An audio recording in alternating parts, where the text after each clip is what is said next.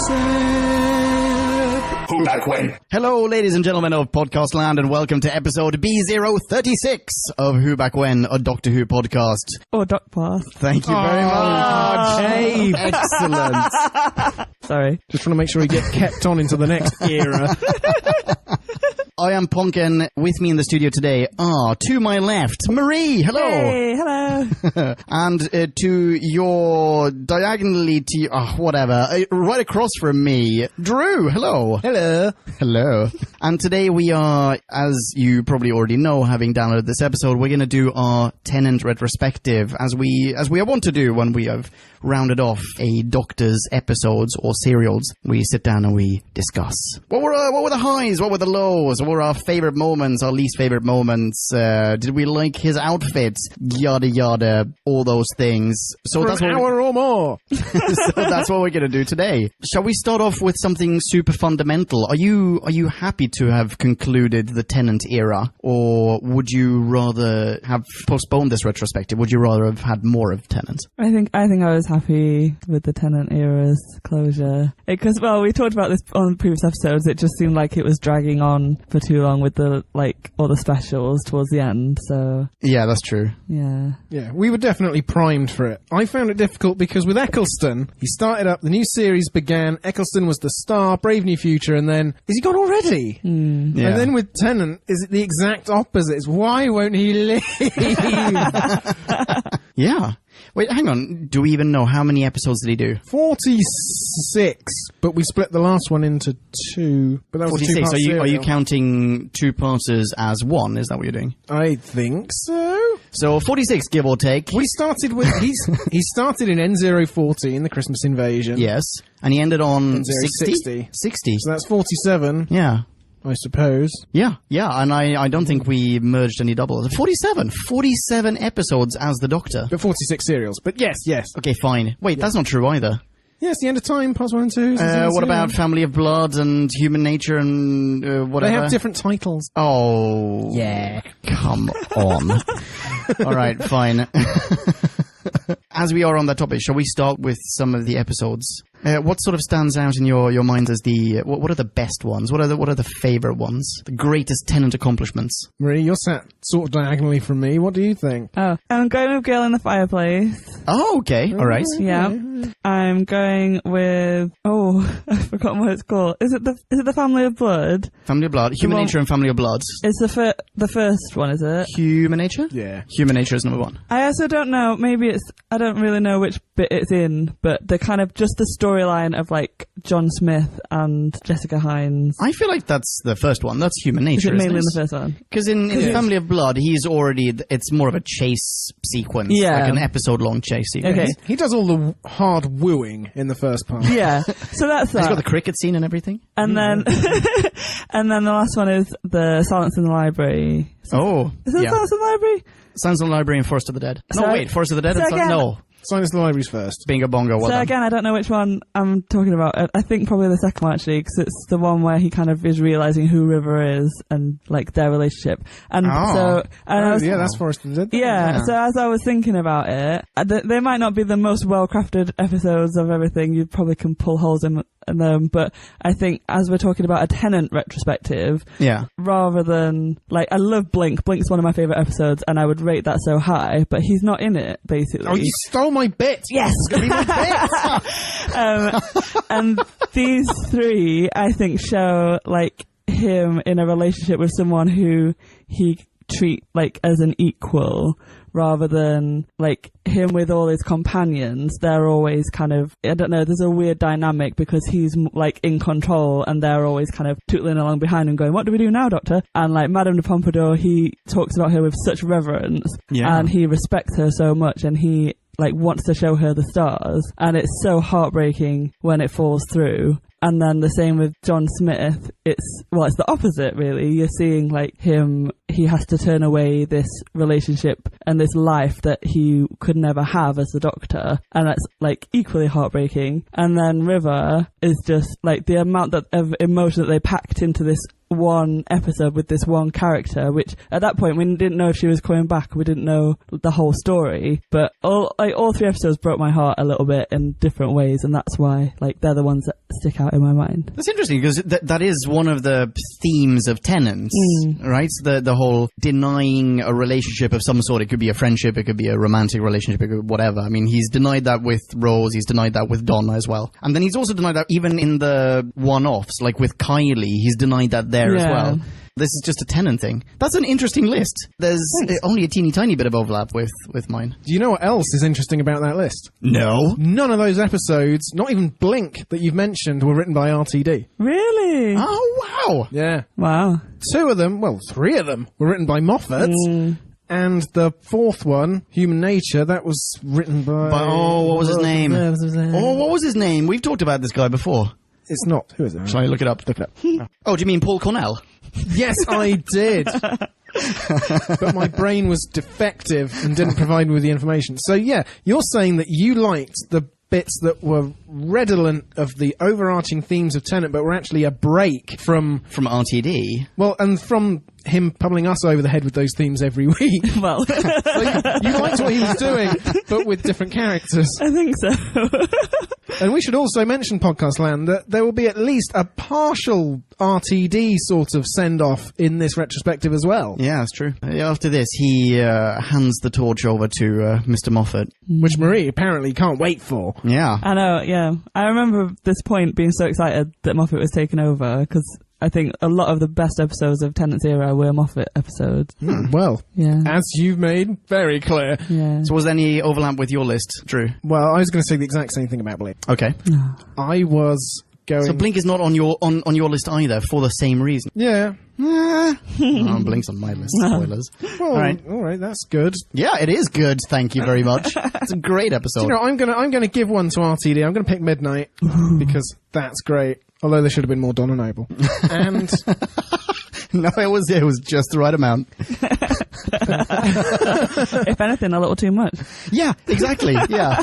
Did we have to see her getting a tan underneath whatever it was? No. We really didn't. It did not benefit the episode. But do carry on. Yes. I didn't like The Girl in the Fireplace quite as much. And actually, I'm going to pick up on a point you said, because a lot of Madame du Pompadour's vaunted intelligence, blah, blah, blah, etc., was just expressed through Tennant's dialogue. He didn't shut up that whole episode. We got maybe a scene and a half where Madame de Pompadour could be above average intelligence, and otherwise it was all reportage. Whereas You saw this quite recently, right? I saw it yesterday. Nice one. Which is why I'm so annoyed Nick isn't here. So that we can't just spark off about this for half an hour. But in Human Nature, I think Jessica Hines, Moffat did a much better job with her, and she actually got to have a fully rounded character, and there's actually dialogue there, rather than the Doctor fanning about from window to window going, oh, she's so great in this window, and she's great over there, and all that sort of thing. And she's so intelligent, and she's such a gardener, and then they're just talking about the king in going, oh, well, I hope she dies so I get to bonk him. And it's like, oh, this isn't sparkling repartee. But anyway, I'm getting way off topic.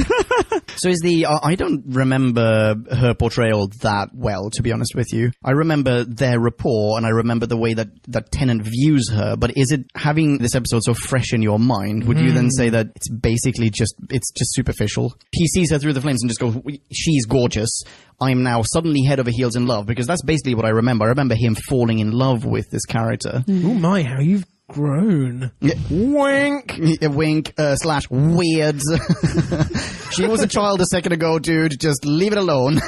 But yeah, is that just superficial then? I think it'd be reactionary to all your great reviews at the time and Marie's now to be like, yes, it was completely waffer thin, but it's not as good as the Jessica Hines one for me. Yeah, okay. No, fair enough. Not for me, even from, the vague recollection that I have. Yeah, I'm going to go with RTD again for my other one and just go Runaway Bride. Oh, I love Donna Noble. Oh, what was... Do you know what? It was fun. Oh. And what did the Doctor say in his year-long trip? What is his intention? What is his purpose? Fun. It was fun. RTD and Tennant gave us fun. Never more so than in The Runaway Bride. De gustibus. I'm okay with that. Here are my 3 episodes, in no particular order. Blink, despite the lack of Doctor, because I think it's fine. It's part of the Tennant era, and it is an incredibly well-crafted episode. Listen to our review of it. We had nothing but praise for that. Apart from JD, who put it in proper Doctor Who context and gave it a 4. Oh, yeah. Number 2, Midnights, which is super Tennant heavy. It's a bottle episode. It's like Reservoir Dogs in space with Tennant and an invisible alien, and there's so much paranoia, and it's so good. And Tennant really shines in that one. He shows such range, much broader range than he does normally as the Doctor. Otherwise, 99% of the time, we just get emo Tennant. In that one, he's a little bit emo, he's a little bit afraid, he's adventurous, he's quirky, he's fun, and he's angry, and, he's fantastic. I really love that one. Do you know what? I'm going to just jump in here, because fans will be screaming at their own ears, and we can't allow that state of affairs. No, that's not good for your health. Because I've watched the first half of Series 2, so I can do a complete Tennant retrospective here. Okay. He's not moody in that at all. It's only after Rose leaves, and we may come back to this. But that's interesting. It was a real contrast, and I get why your lasting impression, having done the specials, and Rose comes and she goes, and he's constantly grim about it, and that's the last 2/3 of his run. But the first third of his run, he was a completely different guy, and he was full of wonder and enjoyment and excitement. Because he's with Rose. Yeah. Okay. It's been really fun to watch those, actually. Okay, well, I'm going to rate him based on the majority of his performances and say 2/3. If 2/3 equals emo, then yeah, he's predominantly an emo Doctor. Okay. But yeah, okay. But do you think they did, they wrote him into a corner, they made his relationship with Rose so big that then nothing could touch it, and they basically had to, they exploded everything the way they did so they could have a fresh start with Matt Smith, and they could make him happy again, because no one was ever, as soon as you made him happy with another companion, then that was going to be replacing Rose, or I don't know. Yeah, I think that's part of it, and I think also with RTD, and you can probably see it in Moffat as well, they come into the job all bright-eyed and bushy-tailed and full of enthusiasm, and then they have to make everything bigger than the series before, and bigger and darker and more profound and weightier. And after a while, you just end up with weary, unhappy Doctors. But bigger and better doesn't have to be darker and moodier or broodier. Yeah, they probably did paint themselves into a corner, but it wasn't a corner out of which they couldn't paint their way again, Yeah. There are plenty of TV shows, I'm sure, where for the longest time there was a romance and then that was switched around to a different romance with, 50% of the participants still being the same. And it works. Actually, off the top of my head, I can only think of sitcoms. But, this is done a lot, Think of Friends. Think of How I Met Your Mother. Think of, anything like that, where you have a character that you get to know over... I know it's a terrible comparison, but, you have a character that you, over a long period of time, you get to know and relate to, and then all of a sudden that character is abandoned by the show. But then, because that dynamic is part of what... As in, let's say a romantic dynamic is part of what the show's success rides on, the showrunners or the producers, the powers that be, they just go, right, well, let's shove another romantic interest in there.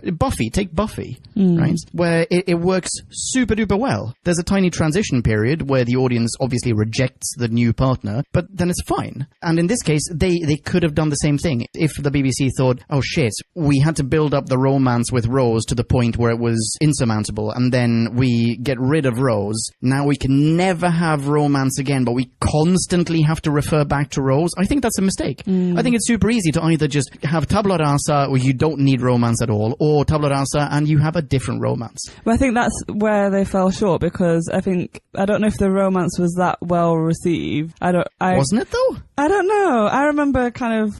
Do you think all the Tennant fangirls in particular really, really loved that storyline? I think, I don't know. Maybe yes with Rose, but then I remember when Martha came along and everyone was like, oh my god, he can't fall in love with his companion again. And they had her fall in love with him. And then when Donna came along, it was like, okay, finally a relationship where it's not going to be like a romance. We're done with the romance thing. Let's Finally, move something on. different. Someone funny who the Doctor can learn to love life again with. But they don't let it drop. This is the thing that bugs me so much about Donna, is they make reference to it constantly about how not attracted to each other we are and how we're never going to be a couple and we're not married, whatever. And it bothers me so much that they can't just let it lie. Like, they should have just moved on and just not had a romance, but they just constantly keep coming back. And every, like, female companion that, you know, in the specials, there's always a little bit of flirtation, a little bit of chemistry, and there's a little bit of like, ooh, what if? Yeah. And then it never goes anywhere, and they just can't leave it alone. They can't write a Doctor without a romantic companion. Yeah. And it's completely unnecessary. Yeah, exactly. Yeah. That really bothers me. Well, sorry, just to round off this thing, while I'm still holding my phone in my hand, the third item on my list was Silence in the Library. So there's a little bit of overlap there. And yeah, there you have another allusion to a romance that works super duper well. A romance that is not only off screen, it is off plot. Yeah. You know? Why not do that? Yeah. Isn't that even better than finding someone like a tangible character to replace Rose with? Why not just go, there is an even more epic romance. You're just not gonna see it. Yeah. It's somewhere. Either it hasn't happened yet or it has already happened. Either way, it's not happening right now. And you won't have to see every significant minute of it necessarily. Exactly. Yeah. And agonize over it.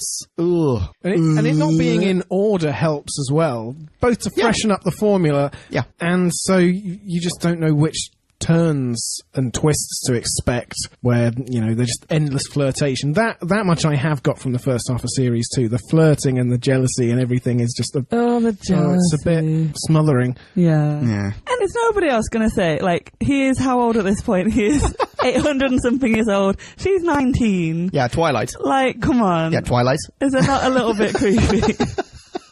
I don't know. Because that's the thing. That's what I was saying before about the kind of power dynamic, is that no matter who she is, she could be she's not, by the way, but if she could be the most intelligent woman on the world, but she's still 19, she doesn't have that much life experience. Like, you can absolutely understand why she falls in love with him, but why would he fall in love with her? Like, I forgot that she's 19. Yeah. Because I just rewatched some of the Rose episodes just to, like, get back in that frame of mind. And, yeah, a lot of it that comes up in those early series is her being jealous. Every time he talks to another woman, she gets really, really, like, green-eyed monster. And it is smothering, and, like, I don't think that that's the kind of relationship that the Doctor would, like... Want. Yeah, exactly. So I completely see from her why she would fall in love with him, because why wouldn't you? But I don't think I quite buy it the other way around. But even at this point, he is gonna go and, marry someone else. Yeah. So, yeah, it's fine. Let him play around with a chav for a little bit. Yeah. That's fine. Also, you've never had to deal with anything like this in classics, have you? Not yet, anyway. Will it come along?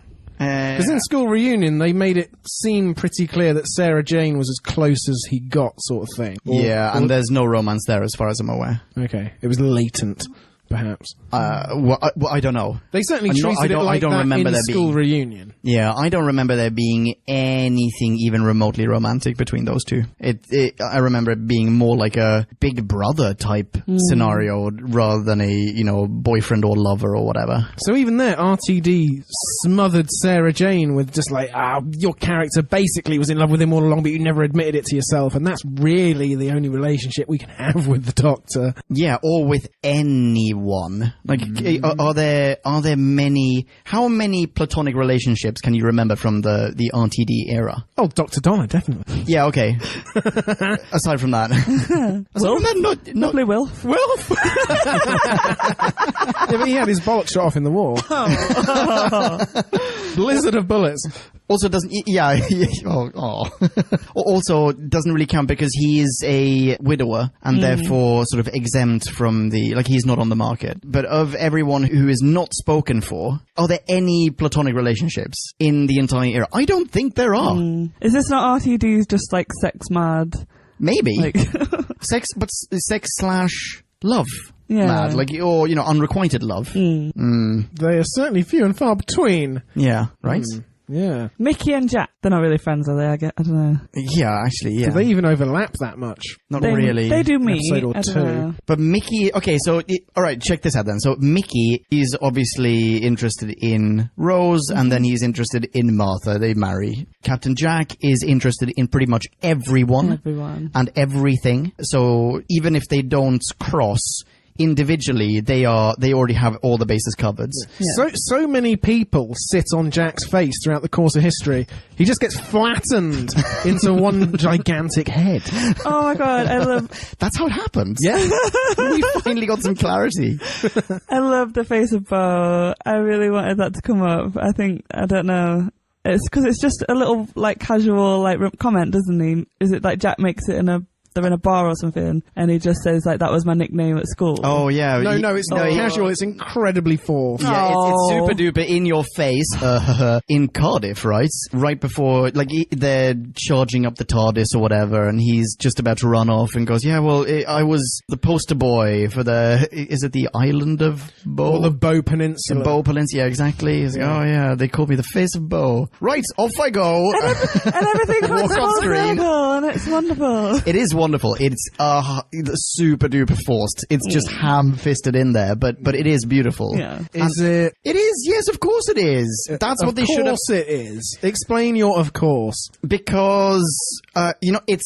Okay, because. That's why. Couldn't the face of Bo have been almost anyone or anything else and made just as much / little sense? At some point we would have wanted to have an answer, and at this point it served to answer two questions. Yeah. And Question raise one, a bigger question. Wait, what? How many He's people need to supposed sit to on live his face? forever, and he died. Why? Well, he didn't. Well, because he gave all of his regenerative energy to save the cat people. Which, in the episode, and listen to the episode on whobackwhen.com. Gridlock, right? Yes. Yeah. That made absolutely zero sense. Of course it made zero sense. That entire episode makes zero sense, charming though it may be. So why, of course, is it beautiful? It's beautiful because, A, it answers the question of who the shit is the face of Bo. B, it answers the question of what the hell is going to happen with Captain Jack now that he's clearly not going to get his own spin-off, in brackets, obviously, Torchwood happened. I don't know, it's beautiful because. Maybe beautiful is the wrong word. It's great because. You know what it is? It's like a Mobius strip covered in shit. I mean, it all links up and it all folds back in on itself and goes around forever. Okay. But every step of the way is a trudge through turds. For me. So you really hate that Jack is I Bo? really do. Okay. I don't mind it at all. Those two questions for me, both of them could have been answered better in different ways. I'm by sure they could have been better answered. writing. I'm sure they could have been answered better, but they weren't. They weren't going to be. Are we ever going to see the face of Bo again? If not, would you rather just not know and never find out and assume that was a plot line that was abandoned? Or would you rather just have, here, it's Captain Jack? There are loose ends we don't know and never find out, like where the Doctor's daughter went, and is that the Doctor's mother, and other things. But don't they infuriate you, though? Well, they're talking points. I'm in no way infuriated by, was that the Doctor's mother? I'm also not infuriated by what happened to the Doctor's daughter because, oh, for God's sake. I'm infuriated when they bring in characters and then give them, like, I know it's skipping forward again, but like me. Yeah. Oh, yeah. Hey, here, have a TARDIS. And then just like, poof, and then you never see them, like, hear from them again. Yeah. I hate it when you have immortal shit. characters who are given rubbish endings. Yeah. I really hate Yeah. it. Yeah. I don't know if I've made that clear. No, that is utter garbage. But I like that Jack at least gets an ending, gets tied up, because if it wasn't that, well, they're not gonna tie it up. They're just gonna let him be, and you never hear from him again. Like, Well, why not leave it open? Why not have him just come back and once Moffat has thought of something that works like clockwork in all these different ways and actually makes a shit of sense, then he can come back and record that episode. Because this was not yet Moffat's time, RTD still had some jam left in the jar, and I still got some jam left in me. on me. This Yes. is jam to be consumed externally, and he wanted to tie up those loose ends before handing it over to someone else. Selfish. Well, maybe so. I think it worked. I really liked it. And I also don't think that Jack fits in so well with Moffat where he took the Doctor. Like, No, you're right. Yeah. You are right in that sense, but I just mean taking the story by itself, taking showrunners out of the equation is very unsatisfying. Yeah. Well, okay. in End of Time Part 2, when Tennant is doing his god-awful farewell tour, and he comes across Captain Jack, instead of going like, oh, here's the cheat code to get a BJ from Alonso, wouldn't it have been better if he had just walked in on Captain Jack measuring his head in front of the mirror because he feels like maybe it's growing? Yes! Absolutely! Oh, God. Speaking of End of Time Part 2, shall we maybe list the worst possible episodes to have popped up during the Tennant era? Well, that's definitely not one of them. No, okay, no, fine. I mean, for me, it's very easy. Planet of the Dead, Evolution of the Daleks. Miles out in front. I didn't consider Planet of the Dead. Okay, interesting. Remind me which one Planet of the Dead is. Planet of the Dead is... Lady Christina Sue's a fuckface! Oh, yeah. And others. I reviewed that one. How did I not remember that one? I've just erased it from my mind. Oh, God. But Evolution of the Daleks is still the worst. Yeah, in fact, I have both Evolution of the Daleks and Daleks Take Manhattan on my list. Those are dreadful. Yeah. That was when you wondered, will they ever make a good one again? Have they completely forgotten how to do this? What was the name of the Dalek? The hybrids? Dalek Zek, yes. Ugh. Yeah, dreadful. Again, I don't remember the episode well enough to know how great or terrible it was, but I really, really, really hate the adipose. Oh. And the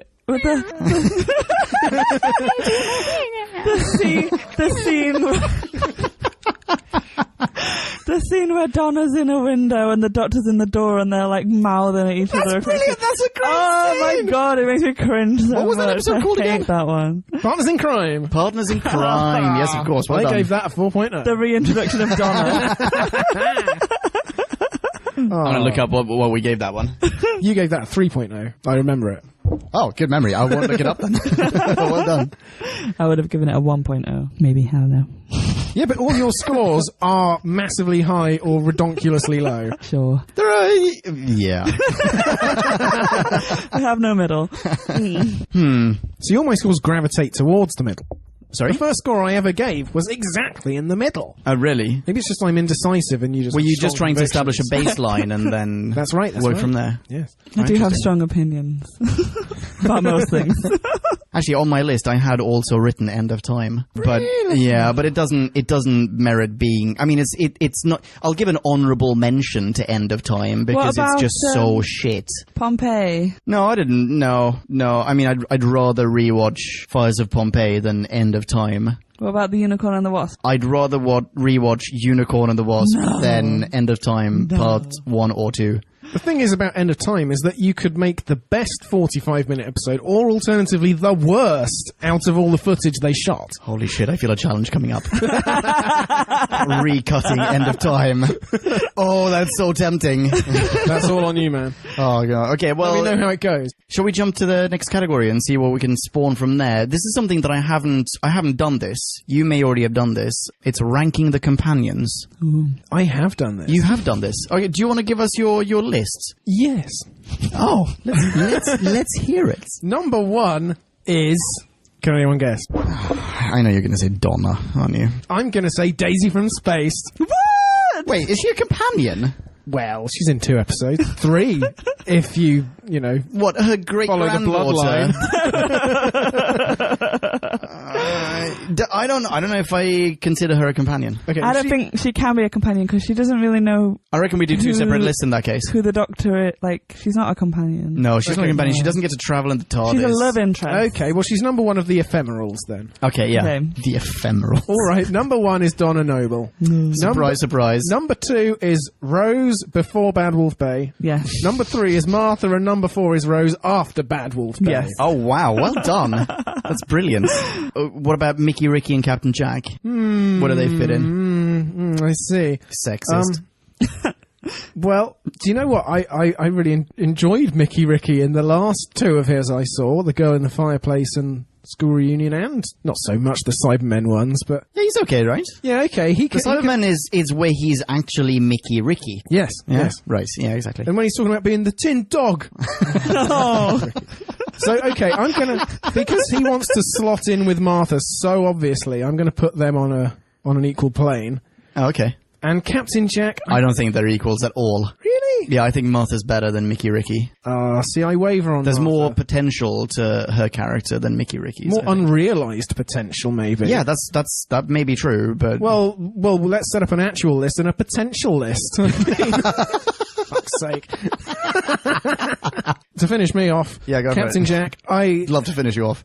he doesn't really appear very much... He appears less with Tennant than with Eccleston, right? Oh, that's probably true. Wait, hang on. Yeah, that is probably true. He's almost an afterthought for most of Tennant's reign. He appears where you need a big cast, essentially. What about... Yeah, exactly. What about the thing...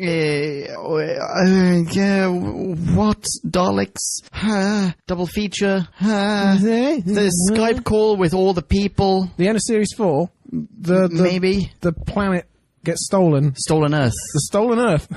The planet gets stolen. Yeah, that one. Yeah, he's in that, but he's in that with everybody With else everyone who's else, yeah, ever right. been in Doctor Who. So Yeah, that's true. Really, he's in one, isn't he, where he should be incinerated and turned into confetti. Which one's that one? Isn't that an Eccleston one? Is it? Oh, is that... Isn't it? Isn't that the that's Bad the parting Wolf? of the ways? Yeah, exactly. Isn't Shit. that when they're So- on Bad Wolf TV, basically? Yes, And yes. yeah. So he is barely in Tennant at all. You could probably check on whobackwhen.com if you click on I'm his gonna do name. Do that. Because Using the Vindex. Because it's an endlessly versatile website. You can navigate it in ever so many different ways. It's got our stats. It's got our bios. I mean, who wouldn't go to whobackwhen.com? A sociopath. Donald Trump, perhaps. But he's on holiday, so he's probably got nothing better to do. Okay, so, holy smokes. He's in quite a few. Is he? But if we go with Tennant's, he is in Utopia, The Sound of Drums, The Last of the Time Lords, Stolen Earth, Journey's End, and then in the would-be BJ scene in The End of Time Part 2. That's actually more than I remember. Well, What does he do in The Last of the Time Lords? Those are, Oh, he's one of the prisoners aboard the flying ship. So basically, he's in two stories, essentially, that all follow on from each Yeah. other. And I think, actually, the confetti scene is probably in that Utopia. Is it? I think it is, because that's the bottom of the rocket, and he's got the radiation down there. Oh. Yeah, I think so. So, you say, what about Captain Jack? I say, not enough. Not enough Captain Jack to rate him. Okay. If you're not going to rate Jessica Hines, you're not going to rate John Barrowman. Stand by that. I don't think that's valid at all. Do you agree with that? No, not at all. Well, go on then. Give me your ratings / list. I think your list is actually pretty good, except your view of Jessica Hines as a companion is entirely unrealistic. And incredibly You biased. think his list that begins with Donna is a good list? Good man. Keep that in. I mean, I don't necessarily agree with Donna being number one, no. I think it's a very good idea to split up roles. Yeah, absolutely. Super good idea. Yeah. Because, the last few things we've seen of Rose, she's irritated me so much. Yeah. So much. And so when I went back and watched, some from the early days, it's like, oh, I quite like Rose. Rose is nice, yeah. She was a charming character. Yeah, she's fine. Billy Piper can act and has range and Yeah. even does impressions. Yeah. But yeah, I have such a soft spot for Martha. I know you all don't like Martha, but I think Martha would be my number 2. I think Martha's my number 1. Martha before she became a badass. Oh, split up Martha as well. Ooh. Oh my goodness. See, that's the thing. That's another thing RTD does. He brings everyone back. And he has to bring more and more people back. And he just stirring the cauldron of characters and just supping from ever bigger spoons. Oh yes, this will make a lovely jam. Boil it all down. Boil it all down to jam. Would you change the lists massively? Yeah, so Martha first, then Rose, early Rose, good Rose. Yeah. Yeah. Then Mickey, then Donna, then secondary Rose. You're breaking my heart, Marie. I'm sorry.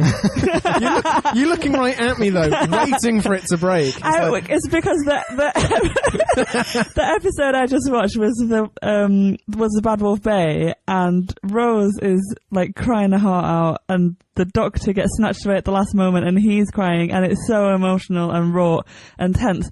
And then fucking Donna turns around in the wedding dress, and it's like, oh my god, I don't know what she says, but it's the most irritating. Like, who are you? I don't know. Yeah. What the hell is this place? She's I hate her so much. irritating. Worst character. So awful. Yeah. You know, my list would be identical to yours, with one exception. I would switch around Rose 1 and 2. Martha, yeah. I can live with that. Yeah.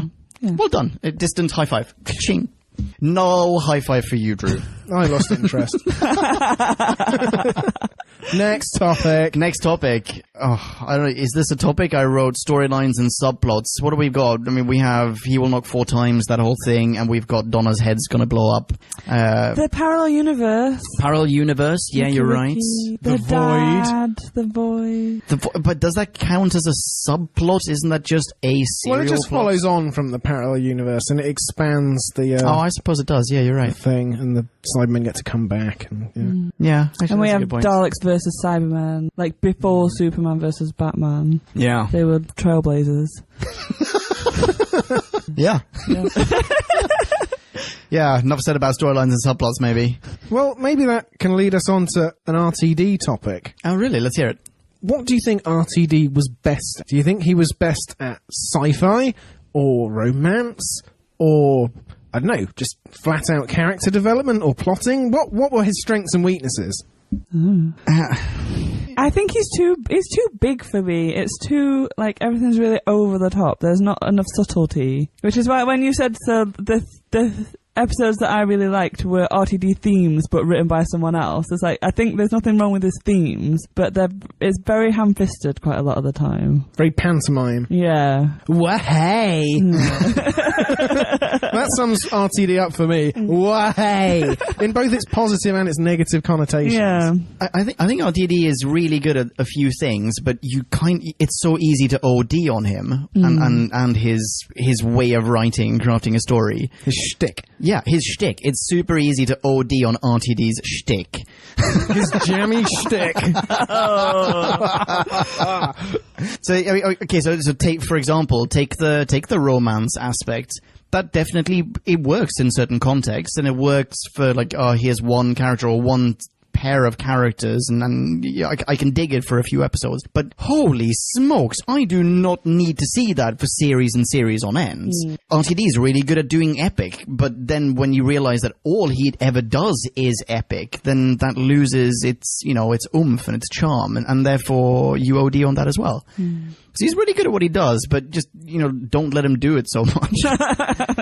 Yeah, I think another point to Marie's list is what Moffat does is he brings different dimensions. RTD, he has a conception of how a season must run, and there are little chamber stories at the beginning, and he'll set something up to be massively epic at the end, and the massive epic at the end of Series 2 has to be bigger than the one at the end of Series 1, and Series 2 has to be bigger than that, and so on and so forth. Whereas what Moffat does is he will make you feel like you've watched an epic in a single week, sometimes. And then later on, when he's showrunner, he has to handle the massive epics in a different way, and whether he succeeds or fails, we'll get to that. But RTD, he definitely conceives of, this is a short running time, so we'll just have a little thing that people will forget about.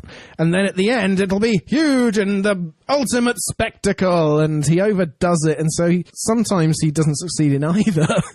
Is it fair to say that RTD is better than Moffat at doing human stories within a sci-fi context, while Moffat is clearly better at doing sci-fi? His sci-fi concepts are the ones that stand out, like later on with Smith and with Capaldi. Those are the stories where you go, that was just brilliant. From a sci-fi point of view, that was an ingenious move. Whereas for the RTD run, it's very much character driven. It's very, it's the character dynamics that you kind of remember. For better or worse. Well, do you know what? I was thinking about something close to this, in that seeing Tennant early on, I think as a Doctor he is more fun than certainly Capaldi. Yeah. Possibly even Smith. Really? I mean, Smith is great, but Tennant has a And the contrast is most obvious between Tennant and Capaldi. And they're both Scottish doctors who are the last of their showrunners run. So let's run with that. Okay. In that, Tennant, he rocks up in a place and he is acting like he genuinely sees it for the first time, and he is exploring the universe along with the viewer, whereas Capaldi rocks up in a place, and I think it's partly to do with Moffat's writing and his precision and his handling of the concepts rather than the character. Capaldi gets there and it's like he's already reasoned the whole thing out and he already knows what's going on. It's perhaps he's just older and he seems a bit more jaded, but Tennant is like, wow, and Capaldi's like, well, this is what I have to say to get to the next scene. But wait, hang on, isn't Smith quite wow as well? I feel like he is. I think so, yeah. Yeah? Yeah, I think the problem may be that the contrast between Tennant and Smith is unfortunately unfair, as in it's unfair to Tennant, because it's between here's what Smith is and is pretty much going to be for the duration of his run, and here's what Tennant ended up being after quite a long time of just getting more and more depressed. And so that contrast is very unfair. I think Smith is more fun. I think Smith is more fun. alien. I think, yeah, definitely more alien, I think. Right? Yeah, he's a bit weirder. Capaldi is because of when he came in and he was the war doctor and he had to be very dark. And then that kind of carried Did he up though? to- I thought they just sorted it all out when Capaldi got there. He was going to be a happy new bunny. I think they needed to go with dark and grumpy because Smith was so not dark and grumpy. Yeah. And if they had gone with another young, happy-go-lucky, good-looking chap, then everyone would have gone, well, what the shit? You're just replacing one with an almost identical another one, you know? But Smith got moody. He was the good man who went to war. Not how I remember him, though.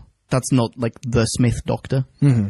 For me. But also, I need to rewatch He's all like of that stuff. he's a puppy. He just runs around. Yeah, exactly. Like floppy-haired and full of joy. Like, that's how I think of Matt Smith. Yeah. And I think, Tennant was that in the beginning. And actually, it is a shame that we remember him as the kind of... Emo. Yeah. I feel bad for saying that now, but I mean, that's certainly... But it was for most of his run, that's what he was. Yeah. But yeah, it's... Let's Get over remember yourself, the early Tennant. Doctor. Yeah. Should we talk aliens? Ooh. Sounds sensible. Okay, then. So this is where Blink comes in, because I think they are by far the best. Ditto. Best Like, aliens, weaving angels. Absolutely. Yeah. Of that entire run. And also, not an RTD invention. Yeah. But holy smokes. Holy smokes. And cheesecakes. See, for me, the alien that looks the best is also the most annoying and the worst. Leon, can you guess of which alien I'm thinking? Is it the young master? No, wait. The Absorbaloff. No. He doesn't look the best. Who Isn't looks as the best? annoying. The alien who looks the best. Really impressive looking alien, incredibly irritating. I'll give you a coup. I was going to say, is it the Rachnos? It's the Rachnos! Yeah, okay, yeah. I'll give the Rachnos bonus points for being an impressive prop / costume. But as an alien and as a no. Fuck the Rachnos. Who else really stands out as good, as well crafted? Is that it? Maybe that's it. Maybe that's it. No, we're trying to think through the 45 or so blooming options. Who made their first appearance during Tennant's run? You couldn't say Daleks, because, I mean, they're not a Tennant alien, you know? Well, Yeah, okay, he my met the follow-up Daleks, question but- was going to be, who comes off best, the Daleks or the Cybermen in this one? Oh, okay. Because it seems to me that RTD definitely favours the Daleks, but you also have Daleks in Manhattan. Yeah, that didn't go well. Yeah, still the Daleks for me, I think. Yeah. Yeah. I do like, what's his name? Trigger. He's good. He's good. Wait, is what? Who? good. What? Cybus. Cybus. Yeah. You Remind me. don't know who Trigger is because you've never seen Only Fools and Horses. No. Still, by the way. Sorry. What? This is the guy who watched TGIF yesterday. Wait, remind me, who's Cybus? He's the guy from Bizarro London who invents Bizarro London Cyberman. Oh. In Zeppelin Town. Yeah. Yeah. Okay, so, but what is a Cybus then? Is that just the cyber controller, or what? Well, I think Marie's just saying he was a good villain. Oh, I see. Yeah, I just really liked him. This is Mr. Bluetooth, who then turns into the controller. Yeah. Yeah, I agree. Yeah, that is a good villain. Cybermen in general, I mean, just as a concept, in Tennant times, really turned into something fucking fucking creepy ass. Do we get Cybermen in it? Oh, you need to stop being so squeaky. I need to get a voice coach or something. Do we get Cybermen with Eccleston? That's a stupid question, I'm sure. I don't think we do, no. So it's not so stupid a question then. So maybe Cybermen actually count in New Who anyway. New Who, yeah. For Tennant. Yeah, I guess they make the list a little bit then. How do you feel about the Scarecrows? Family of Blood's Scarecrow stooges, henchmen. They're pretty good. They're pretty creepy, right? Yeah. Yeah, there are way too I many. can't think of anything. No. Yeah, the Ood, first appearance to the Satan Pit, because they're the bad guys in the first episode. Yeah, with the red eyes. Yeah. Yeah. And then you're they become the really peaceful, like, singing Ood. Yeah, super zen. Yeah. Brains in the hands. I love chaps. the Ood. I think they're really well designed. The Ood are They're amazing. Beautiful to look at. Yeah, you're right. Yeah. Oh, yeah, I didn't think about the Ood. That's a really good one. Very good shout. Thanks. How about on the worst list, pig slaves? Oh, yes! But, and we haven't, this didn't make any of our worst of lists. What's that? But, like Marie said, the Absorberloff. Oh, Because Love and Monsters was given -10 by a noted authority on the show. and yet didn't turn up. Yeah. My goodness, why isn't that the worst episode of all? It's got the romance. Yeah, and people love the video guy doing his detective skills. No.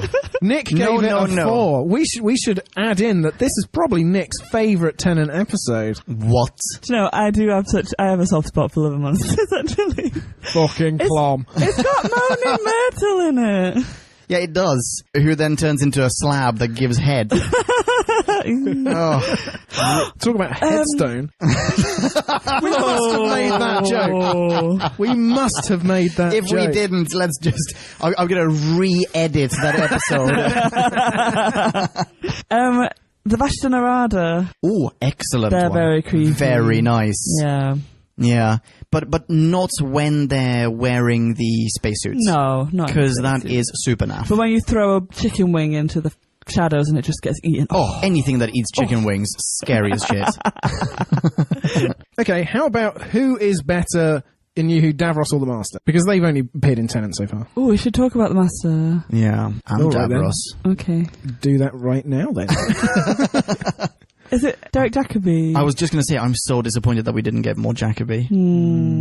But we will, in audio form. There are lots of Big Finish audiobook adventures with Jacobi as the Master. Oh, wow. Yeah, I'll happily that's listen to good. those. Yeah. Very happily. Yeah, once an actor gets to a certain age, the filming, the producers can't afford the life insurance policies they have to take out. The actors of a certain age, they can't do external scenes or much filming at all. So Derek Jacobi will essentially be confined to a chair, just churning out Big Finish audios for the last, hopefully, 40 years of his life. And we'll have thousands of them. That's both inspiring and incredibly sad.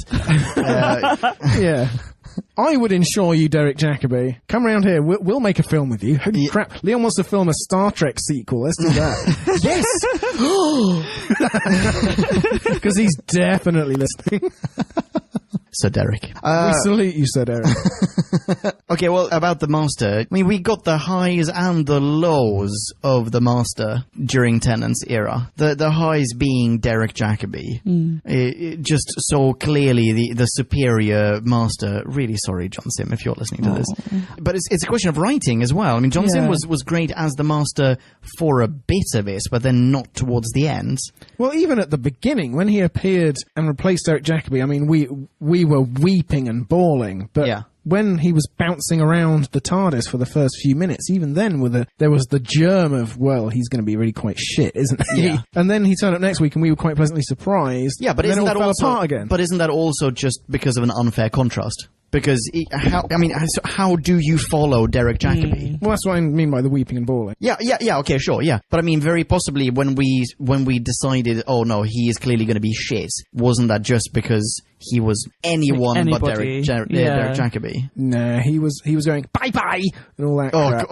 I forgot about that. Yeah. Oh, revolting. But then Sound of Drums, he's pretty good, right? With the Toclafane and all that stuff. Yeah, and when he's the Prime Minister and he's snogging Lucy Saxon. Yeah, I mean, really implanting that space herpes deep in those follicles.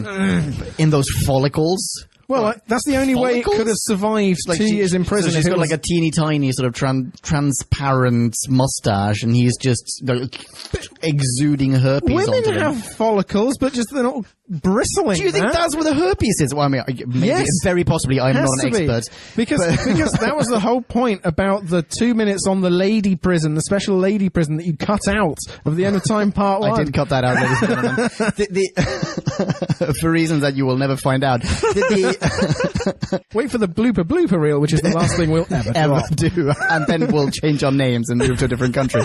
But the no, wait, hang on. Clearly, his herpes takes on the shape of lipstick, or at the very least, it is red. Right, because in what's it called? Oh, End of Time.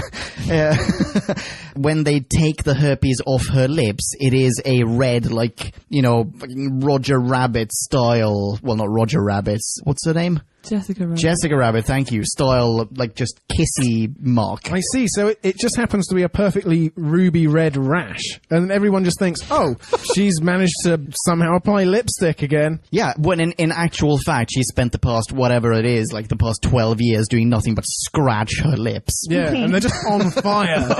With this, like, oh, fucking space herpes.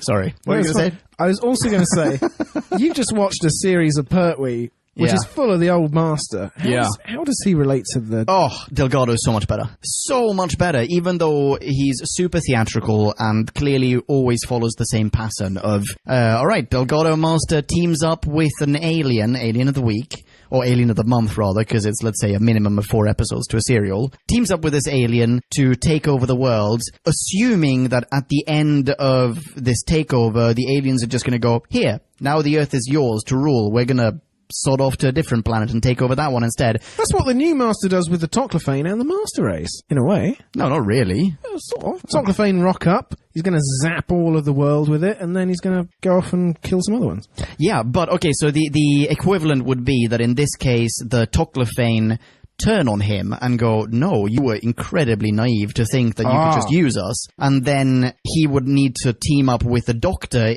towards the end of Act 3 so that they together could beat the Toodle-Pip and he could then run away before the Doctor can arrest him. And that's basically how every single Delgado Master story has gone so far.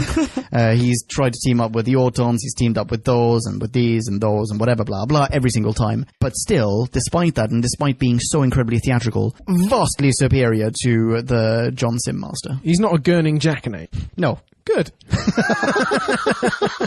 Well, to answer the question I sort of half posed 20 minutes ago, Davros is better. Right? Probably a fair assessment. Yeah, you're right. Yeah, definitely.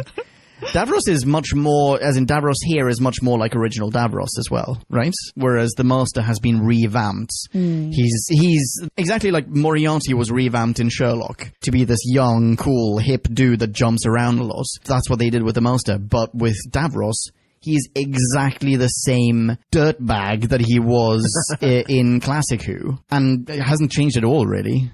And is all the better for it, for not being infantilized. Yeah, exactly. I mean, imagine if Davros had a 6-pack. Like they give Davros a 6-pack and he like just uses a bunch of slang and then he snogs someone. Isn't that what happens in the 8th Doctor movie with the Master? Yeah. It's Eric Roberts plays the Master, and he wears a leather duster the entire time. No, it's shitting awful. Yeah. Anyway, should we move on to the next category? Yeah, and give this one to Marie. I'm going to shut up for a bit, and Marie, you can take this one. Oh, God. Okay. How do you feel about the Doctor's costume? I didn't know there was going to be a fashion question. I did not intend to invoke gender stereotypes or any such thing. I'm happy there's a woman Doctor coming. Oh, God. Set me up, you bastard. No, I have an opinion about this. I'm sure you do as well. I don't know what my opinion is about this. I don't have an opinion on the fashion of the Doctor. Oh, really? I like it. I don't know. Really? I mean, Seems like you want to talk a lot about the fashion. Yeah, maybe you should see this one. Really? It just bugs me. He just wears a suit. Well, he wears 2 different suits. And trainers. Wow. Well, isn't he just so cool. Yeah, but Eccleston just wore a leather jacket. Yeah, also disapprove. Well, yeah, okay. When Eccleston showed up in 2005, not one of the main things, but like when I hadn't seen anything, I'd just seen a picture of him. One of the main things that I reacted to was he looks nothing like the Doctor. He doesn't look like the alien Time Lord that I'm used to, and that he should look like. He looks like your dad. He just looks like they've tried to make him really cool because he wears a leather coat and what else? Like jeans? Did he wear jeans? I'm not sure. Like no, that should not be allowed. So you should be happy with Tennant's like revert back to at least. But the only thing they did was make him sort of a hipster, an elegant hipster. That's it. He just the only cool thing about his outfit, I feel, is that really long coat, the sort of billowy. Yeah, the coat's really nice. That's a very, very cool coat. Yeah. Looks very good on a DVD cover. Yeah. Yes, yeah, true. But they played up to his body type as well because he's very tall and skinny, and they just put him in a very skinny suit. But, okay, so do you remember in Matt Smith times when he had that sort of purpley, I want to say, maybe I'm getting my royals wrong, but like, I want to say Edwardian outfit. He's got that sort of long purple coat. He actually looks a lot more reminiscent of the 8th Doctor in the movie, of Paul McGann in the movie, than, certainly not of this time. He's an amalgamation of various historical epochs that he's visited throughout his travels. He's just sort of been absorbing aesthetic values here and there. But he doesn't wear something of today. And it really pisses me off that Tennant just wears a suit because he's a fucking hipster, and then he wears Converse because it's cool to wear Converse if you're wearing a suit because they clash. And then he's wearing glasses because he clearly doesn't need them. He just wears them to look pretentious every now and then. Do you think that it was more they grounded it in so much in modern day like London because they didn't know whether it was going to take off? They had to like make it accessible to modern audiences, and like the old Doctor had kind of gone out of fashion and petered out, and we didn't want a weird alien that no one could relate to, so they had to make him kind of human because he's the most human Doctor. And then Matt Smith, by then you've established it, there's an audience for it, you can kind of do what you want, can bounce back, and then he gets more alien and he looks more. That is a super duper solid theory. Yeah, maybe. So like play it safe until you can experiment again. Yeah, that's a good theory. And then and again they kind of got stuck with Tennant because they played it too safe for too long, and then they kind of revamped it with Matt Smith. Oh. Yeah. But still, I would have enjoyed him being a little bit more flamboyant. Yeah. I mean, that's the thing about RTD episodes. Nobody's ever flamboyant. You say that with such a straight face as well. All of the classic Doctors, as in all of the Doctors preceding Eccleston, everyone, there was a certain flamboyance to their outfits. Either in terms of just sort of discarded elegance, thinking of Hartnell and Troughton, who both wore incredibly elegant outfits, but very badly. Like Troughton in particular, whose shirt was all crumpled and the collar was bent the wrong way, but he was wearing really elegant clothes. Even his hair didn't fit. Yeah, nothing fit. Nothing fit. And then Pertwee, who looks like he's just the embodiment of 70s sex appeal. He's like James Bond had sex with a cloud, and it was made out of velvet, and then all of a sudden it's just splooging all over the screens in Technicolor. It's the best. And then, Tom Baker is crazy with his long scarf and his huge hat and his huge coat, and everything's just wobbly. And, I mean, obviously, the other Baker, whom we have met even, his outfit was just revolting. Oh, sorry, in between we have Davison, who looks like an overgrown schoolboy. Almost like an alien trying to pass as human. Yeah, exactly, yeah. Who else? Sylvester McCoy. He's got question marks all over the place. Right? Like, that's not normal. Yeah, as in, will I get renewed for another season? That no. Sort of thing. Is anyone still watching? Yeah. That's what I mean. Like, everything is weird. Everything was odd or quirky or flamboyant in some way, and then you got Eccleston, leather coat. Tennant, hipster douchebag. And you're right, he just has two suits. Like, that's it. Who just has two suits? And that's, it's Swearingen. Okay. How do you feel about the TARDIS? The TARDIS that gets destroyed at the end of this. Oh, yeah. Yeah. It's not very cozy. No, that's a good point. Yeah. Yeah, it's a bit like an aquarium. Yeah, I looked this up. It's known as the coral TARDIS. And I only did this because I've sneakily watched a few episodes ahead now. I've seen a little bit of Matt Smith. I'm really sorry. Oh my god. Sorry, I feel like I've been cheating on you guys. And obviously there's a new TARDIS. Yeah. I was like, holy smokes, I like this TARDIS so much better. Yeah. And so I looked it up, and yeah, so the one that we've just seen with Tennant is known as the Coral TARDIS, and it didn't dawn on me until I saw the first episode with Smith that, Tennant's one is infinitely just inferior. Yeah, but which one is more alien? Okay, you're right. Tennant's probably is more... Actually, Tennant and Eccleston, I think, have the same one. Yeah. Right? They have the same one. Yeah. So the TARDIS makes up for his blending in fashion sense. Yeah, but isn't it... It's alien in sort of a... I'm going to shit on a TV show I've never even seen, but it feels like it's alien in the Farscape sense. You know, like it's made for TV, sci-fi channel... that level of alien decor. I was thinking more the Stingray sense, but okay. Oh, really? Jerry Anderson dolls all over the Under place. the water, yeah. Yeah, okay. Oh, yeah, corals.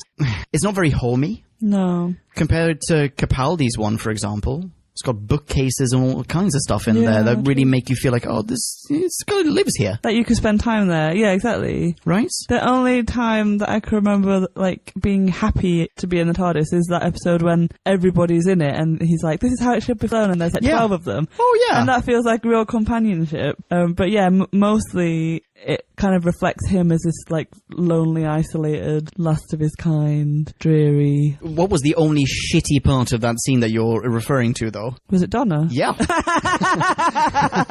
It was Donna walking around and giving people instructions and was like, yeah, you're doing that very well. Maybe you shouldn't pull that lever so hard. That was Donna as the Dr. Donna. Yeah, I know. Fuck you, Dr. Donna. Fuck you. We're going to have to add her to the list now. Oh. Hey, yeah, let's rewind. Let's re-record the past 45 minutes and redo that list. I've only got one more category, and I don't know if how much you have to add to it. I have precious little. It's sci-fi gizmos, best and worst. I could only think of one, actually, that was worthy of mention. I'll save it. Is it the square gun? No. Oh, well done, well done. Oh, excellent. The ultimate anticlimax. I can't believe that you hated it so much. So much. I still hate it now. It's still resonating with me. Oh, man. But that is a thing that RTD was very guilty of. Huge anticlimaxes and just glib devices. Like, I was watching... Please come on the show, RTD. I was watching... Well, I'll follow this up with something good to say about RTD. I was watching The Age of Steel today, right? Okay, yeah. There is a scene in The Age of Steel where Doctor and Rose and Pete Tyler are hiding behind bins. Okay. And the Cybermen are clomping down the road. And the Cybermen stop. You see their feet stop behind the bins. And the Doctor gets his Sonic, points it at the Cybermen, turns it on, bzzz, and they walk off. And there's no explanation. And oh, I remember that. Doesn't he turn on a car alarm with his Sonic? if so, I didn't notice that on Netflix. But also equally disappointing, if that's the case. If there was a car alarm, why didn't I hear it? Maybe I'm mistaken. I may be mistaken. That would have been good. Okay, let's pretend that happened. But it seems to me that he was pointing it directly at the Cybermen. I mean, that is something that happens a lot.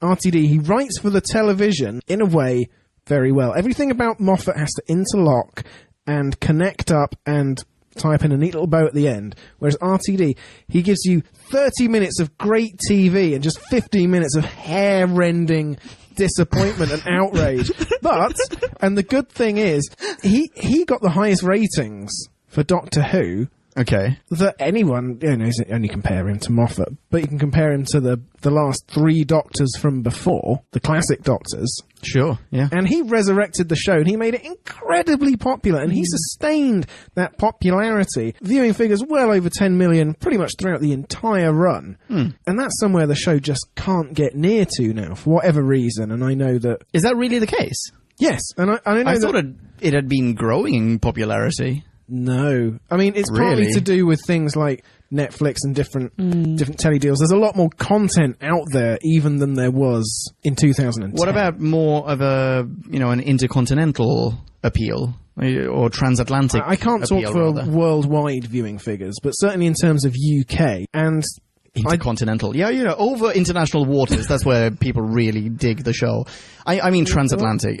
You know what US. I mean. Well, yeah. I don't know that. But it's certainly in terms of UK, and I don't know how catch-up features into this either, but I've seen viewing figures with less than 5 million. So I was going to say that, is it viewing figures who are tuning in on a Saturday night to watch it, or does it include, like, iPlayer downloads and things? I'm not entirely sure. Because I think we've just moved away from, like, even back then, a lot of people didn't sit down and watch it, but, like, you record it. Yeah, a lot has changed since 2005. Nowadays, you don't have to watch iPlayer on your laptop, you can watch it on your TV. It's very, like... Yeah. You can stream or on the internet or whatever. I mean, anything. People watch it so easy, at their leisure. Yeah, and it's certainly the case that the show isn't in any danger so far of not being recommissioned. So if the viewing figures are lower, then they must have rationale for that and not be worried by it. But RTD, he did exactly what he had to do. Even if we can pick holes in his plots and take issue with some of his unwritten endings and bad choices, he made this into a blockbuster behemoth money spinner for the BBC, and Moffat has just been able to trade off that. That must have given Moffat so much freedom to do whatever he wanted. He could go super hard sci-fi, make it more an adult show, go super dark with it, because he had that huge fan base built up for him. We absolutely need to give RTD the credit that he deserves. If it weren't for him, the show never would have been, well, maybe, let's not say never, but it certainly wouldn't have been resurrected when it was. Thanks to him, we're sitting here and adoring a TV show that, thumbs up RTD. Yeah. Sorry for shitting on it. I feel really bad now. Well, why don't you say something nice about RTD? Just one thing? Really like his hair. I love his sexy accent.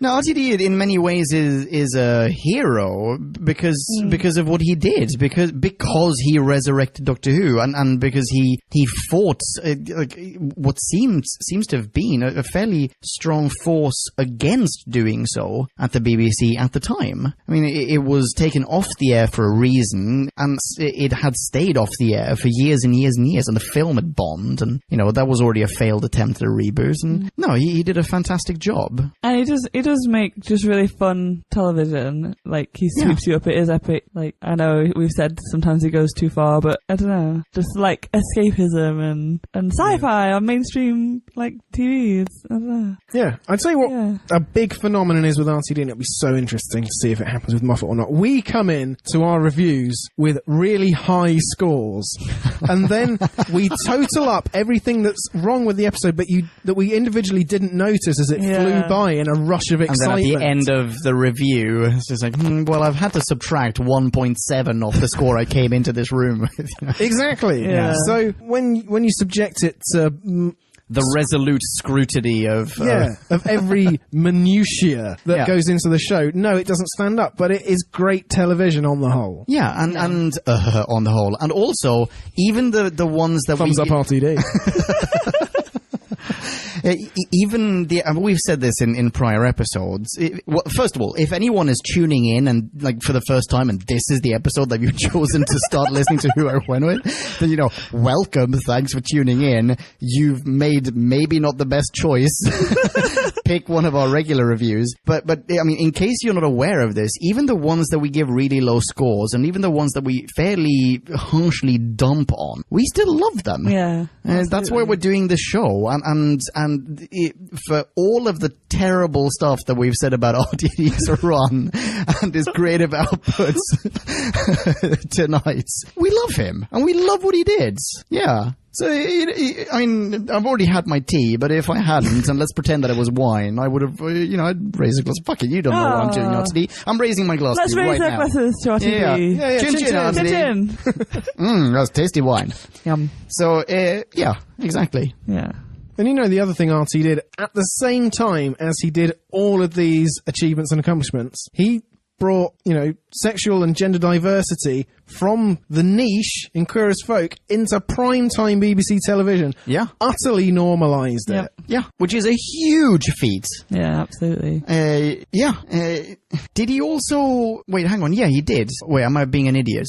Did he also create Torchwood? Yeah. Yeah, okay, so he did also create Torchwood in parallel with this, which is another, we really need to do a Torchwood bonus at some point, but which is another hugely successful show set in the same universe. So not only did he create or recreate this show, but he created a whole universe. Like, it's the expanded universe of Doctor Who. And has it got to do with like the Sarah Jane adventures? I was just like that thinking as well? that. I don't Yeah. know, maybe. I Very would possibly. assume so. Yeah. That's pretty amazing. He's like Mr. Marvel, but for, good entertainment. Oh shit, is Wilf a companion? Yeah. Number 1! Did Wolf travel? Ah, he did, didn't he? I mean, he goes into space. Thought it'd be cleaner. Oh yeah, we'll come in number 1. Yeah, well. So for bringing back Bernard Cribbins, it's more praise for RTD. Oh, I see. Oh, Because- Yeah, he wrote Wolf. Whatever else he did, he wrote Wolf. Yeah. yeah. All right. I think that's a pretty nice thing to end on, actually. Oh, shit! I had a gizmo on my list. Did you want to hear what the gizmo is? Go on then. Pocket watch. Fob watch.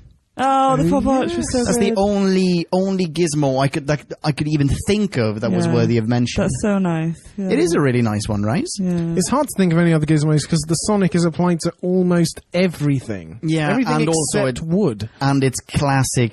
It's a classic gizmo. Right. I don't know about the fob watch, actually. I wonder if that is as well. Somehow doubt it. The other We'll see. gizmo that I like, I don't know if it's a gizmo or not, but the next Doctor, and he's got his TARDIS, and it's the hot air balloon. Oh, I think that's so nice because I know it doesn't end up being anything, but like I don't know, I thought that was such a sweet kind of, I don't know. yeah. Like what did it marrying stand up, for? like- What is I that? can't remember, but I love that episode. I think he's a really nice. Like He's wonderful, right? I would have been happy with him to be the next Doctor. Yeah, I think. same here. Yeah. By the way, excellent outfit for a Doctor. Yes. Oh God, absolutely. There you go. Yeah. Bingo bongo. Yeah. Imagine if the TARDIS was a hot air balloon, though. How nice would that be? For one episode, yeah, it's great. Oh, okay, fine. Yeah, I think that would wear thin a little bit like the Sonic Ray-Bans that Capaldi had for a long while. It's like, no, that's great for one episode as a gimmick, but oh, wait, you're still wearing them? Yeah. Anyway, we've had some emails come in from Podcast Land. Shall we read those out, maybe? Let's include Podcast Land. Bingo bongo. Right, Rudy and Cheesecake. So this first one is the first of two ones that we have from Tracy from America. Hello, Tracy. Hello, Tracy. Hi, Tracy. At the end of Time Part 2, we said, well, we're going to save part of Tracy's her rating, in fact, for the Tennant retrospective, and that's exactly what we're going to do now. As an elegy for the departed Tennant. But in addition to that, A threnody! But in addition to that, she has in fact also sent in a special Tennant retrospective bonus review, if you will. Pretty much an episode in itself. And we're going to include little bits and bobs of it, but for both of these, please go to whobackwhen.com and read them in their full splendor. So, starting off with the rating in question, Tracy goes, I know, as a Time Lord, you are unaccustomed to thinking of yourself as mortal, but death is a natural part of all things. Do not be afraid of it. It doesn't matter how many birthdays you had. It doesn't matter that you didn't do more. You were here. You changed lives and even saved some. Each time you appeared, people were drawn to you immediately because of who you are. Your awesomeness radiates from you like a beacon, and people just want to be a part of that. So many people, in fact, that you had to turn a few away. But don't be sad about that either. No one can be friends with everyone, and the experiences they had in meeting you will still mean something long after you've moved on. I know you think your actions doomed those you love, but the truth is, there were more complete people because of you. You showed them your life, showed them your world. And in doing so, you inspired them. Following your example, they found in themselves the courage, the spirit of adventure, and above all, the desire to put themselves on the line in order to help others. They didn't die because of you. Rather, they lived because of you. You lived, and it was really good, but it's time. Time for new good things to come to pass, so let it all go. The guilt, the pride, the fear, the control, let it go and rest. The Ood are singing good night. Wow. Things were really dramatic, and then all of a sudden I heard an oud singing. That was, I'm going to say this, that was quite beautiful, That was Tracy. beautiful. Incredibly well written. Well done. Choked me up a little. Aw. It was nice. Yeah, it was. Jumping from that to the Tennant retrospective bonus review that she sent in, she's listed, she's done a few, I mean, go to whobackwen.com and read these lists in their entirety, but she's listed, you know, the best good stories, the worst bad stories, the best foes, the worst foes, and so on. Just cherry picking here. Her best good story is The Girl in the Fireplace. Good choice, Tracy. Yeah? Yeah. I'll give it an adipose. I was just going to say, there's an adipose in this room. And her worst bad story is The New Master Trilogy, Extra Dark. I suppose that's the End of Time one, or is that the... Maybe? Or is that the Toclophane one? Maybe, I'm not sure. Either way, fair. In the best foes category, here's one that I hadn't thought about at all. The Clockwork bots. The Clockwork droids from The Girl in the Fireplace. They are gorgeous. Gorgeous and terrifying. And yeah, they are creepy as balls. Yeah, the clockwork, the machinery in them is marvellous. Yeah. But are they that scary, really? They just have a bread knife on a stick. Yeah, but then they take bits and bobs of you and turn you into parts of a ship. Oh, yeah, I suppose. That's kind of creepy. That's creepy body horror the way that Cybermen are creepy.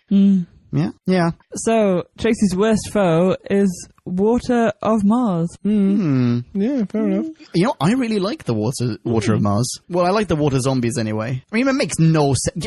Fuck it, I'm with you, Tracy. They make absolutely no sense whatsoever, but I still like them. I really do. She's also listed the sun from episode 42, which I had completely blocked out of my memory. Do you remember 42? Oh, yes. With Toby. With the living sun. Yeah. Isn't that the one where Toby has all the tattoos on his face? Nope, that's that's Satan Pits. Oh, it's equally shit. Yeah. That's weird, because the worst foe in the Moffat era is probably going to be, again, the sun. Oh, the Rings of Akatan. Exactly. Yeah. I am not looking forward to that. No, nor I. At all. Yeah. But for the rest of Tracy's copious review, please go to whobackwen.com. Please do. Thank you very much, Tracy. And people who are not Tracy, you can follow Tracy online. She is at Yekatnyatnuf. That's Fountain Tracy backwards. Oh, nice. High five. You should really get in on that. Yeah, you absolutely should. I don't really know what you're saying. Never mind. We know that's all that matters. Okay. We have that bond. Good. All right, next up, we have a legend among reviewers. It is Kyle Rath, the sinister super spy himself. Hello, Kyle. Hello, Kyle. Hi, Kyle. Hooky pokey. So Kyle says, gang. Let's be honest, RTD relit the fire of Who fandom, but it will forever be the unquenchable appeal of David Tennant as the Doctor that fanned the flames into the bonfire it is now. For me, many of Tennant's nuances echo Doctor's past, and his ability to display empathy in face of great tragedy was always a highlight. Fave moment? When Martha Jones sat him down at the end of Gridlock, I so wanted to hear the rest of his recollections. London 2012... biggest missed opportunity in TV history. So Fear Her essentially is his least favourite episode. Yep. Tennant and Sarah Jane. And Time Crash. Which we completely neglected to review. Very sorry about that, Kyle. And podcast land at large. But then we're not reviewing all the Doctor Who DVD extras and confidentials, are we? I mean... No, that's true. Maybe we could do a bonus episode at some point just for humorous interludes in the Whoniverse. Well, like Torchwood. Anyway, he goes on, I feel like Tennant's Doctor was the brainiest of the Doctors thus far, and also likely the youngest in spirit, more so than even 8 during his early run. He will always remain pivotal in Who lore, as he possibly suffered the greatest number of personal tragedies. The losses of Rose and Donna, watching River sacrifice herself and not knowing why, being the last Time Lord. No, he's not. No, he's not. Yes, he is. No, he's not. He certainly wore his emotions on his sleeve and had, to date, the most resistant regeneration. I'm going to just double the emphasis on that is pending. While Capaldi is beating his fists into the snow. Good points. He's a lot of Paul's favourite, though not mine specifically. He is unique among the Doctors. That is awesome. Thank you so much for sending that in, Kyle. Ladies and gentlemen, you can high-five Kyle online. He is at Sinister Super Spy. That's super without any vowels. And I also really want to give him an extra shout-out because Kyle Rath has his own podcast recently started called the Cognizant Dissidence Podcast. Oh, I hope it's going to be Grapes of Wrath. He's heard that joke thousands of times. Sorry, Kyle. I don't know you that well. And you can find out more about the Cognizant Dissidence Podcast on Twitter at CogDisPodcast. That's at CogDisPodcast. That's who started following me on Twitter. Ka-ching! Right, it all comes together. My cognitive dissonance is resolved. On every level! Holy shit. And that's it. Oh, yeah, that's really it. That is it. Oh, that's it. For Tennant and RTD. Oh, I feel like we did them both. This was a good send off, is what I'm trying to say. I don't think we talked about Martha enough. I really like Martha. Talk more about Martha. What about when she walked the earth for a year? What about she walked the earth for a year? Oh, that's something we didn't talk about. Tennant's catchphrases. Oh. Maybe for the best. Alonzi. Molto bene. Molto bene. That didn't last very long, though, did it? Molto bene. Avanti. You said that maybe twice as well. Alonzi. They were getting like, maybe we could just do sort of the continental Europe type thing where that's alien, right? Well, I mean, if he'd said something in Japanese, we just wouldn't have understood it. Yeah. No, not at all, is what I'm trying to say. Well, I've enjoyed talking about Tennant. Yeah. I enjoyed watching Tennant. Oh, yeah. Oh, yeah, that too. Yeah. Yeah, I enjoyed piggybacking, hopefully towards fame, off all Tennant's hard work. Just rocking up and drinking every fortnight. Super duper ready for Smith, though. We'll say that. Oh my god, yeah. So next up, when we reconvene to record something, it will be of the very first Smith episode, the 11th hour, and thus the very first Moffat as showrunner. AKA the remake of The Girl in the Fireplace. Oh yeah. Oh yeah, there are certain similarities. I didn't really think about that. Yeah, it's better. It's better.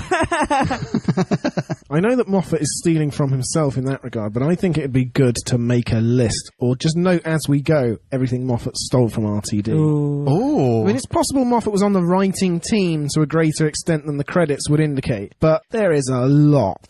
I mean, maybe we could make a list and add it to the website. yeah, maybe. Yeah. Oh. Stay tuned, Podcast Land. Yeah, I'm not promising anything. In the meantime, people can follow you on Twitter. I know that, Drew. At Drew Back When. Excellent branding. You are not on Twitter, Marie? I am not.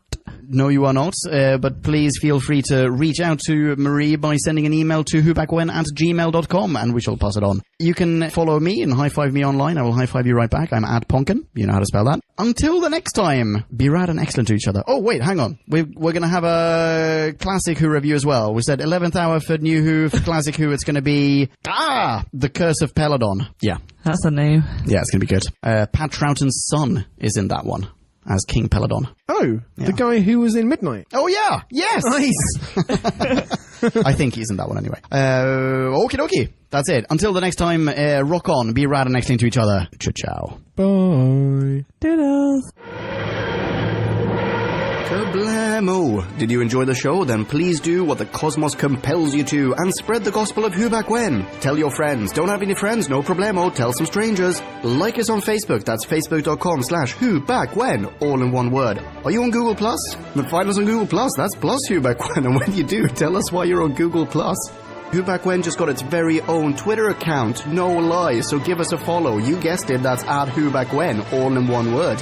Check us out on SoundCloud, vote us up on Reddit, listen to us on Stitcher, and head on over to our website, whobackwhen.com, where you can leave a comment, submit a review of your own, and peruse our visual index of aliens, monsters, and more, which increases in kablamos with every episode. And lastly, give us a rating and review on iTunes. Not only would it make us super chuffed, and it really, really would, but as thanks, we will transmigrate your iTunes nom de plume into the credit list of trailers for fake Doctor Who audiobooks produced by Who Back When. Have a poke around our bonus episodes to make more sense of that. That's it. Rock on and be rad and excellent to each other. Catch your earballs in our next Classic Who review, New Who review, or, still funny, Audio Who review. Ciao. Who Back When?